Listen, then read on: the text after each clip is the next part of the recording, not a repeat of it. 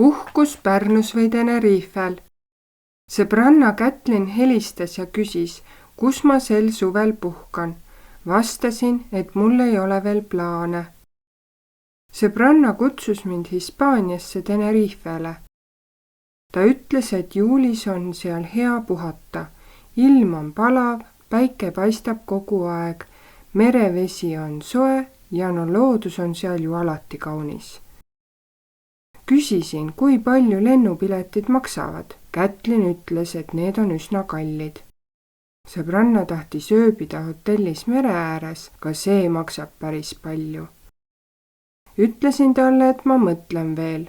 Muidugi mulle meeldiks Hispaanias puhata, aga ma ei tea, kas just suvel.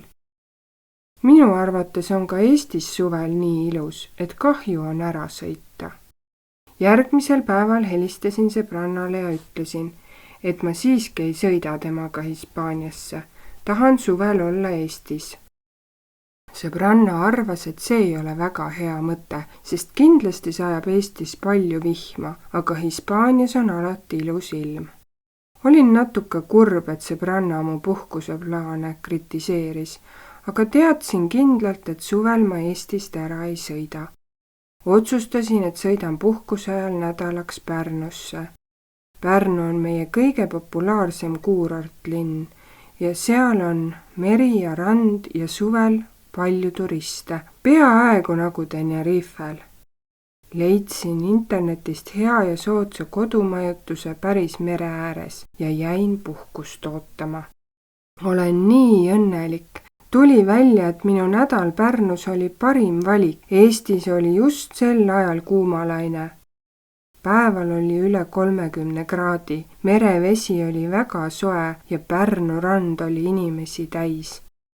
Läksin igal varahommikul randa, ujusin ja päevitasin mõned tunnid. Pärastlõunal oli nii kuum, et rannas ei saanud olla. Käisin linnas, muuseumis ja moodsa kunstinäitusel. Õhtul läksin jälle randa, kus päevitasin ja ujusin veel. Ühel õhtul tuli mulle meelde, et mu sõbranna Kätlin puhkab ju Tenerifel. Helistasin talle ja küsisin, kuidas puhkus läheb. Kätlin ei tahtnud väga rääkida. Küsisin, kuidas ilm on.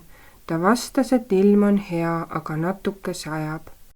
Vaatasin pärast internetist Tenerife ilmateadet. Seal on nädal aega vihma sadanud ja sooja on ainult natuke üle 10 kraadi.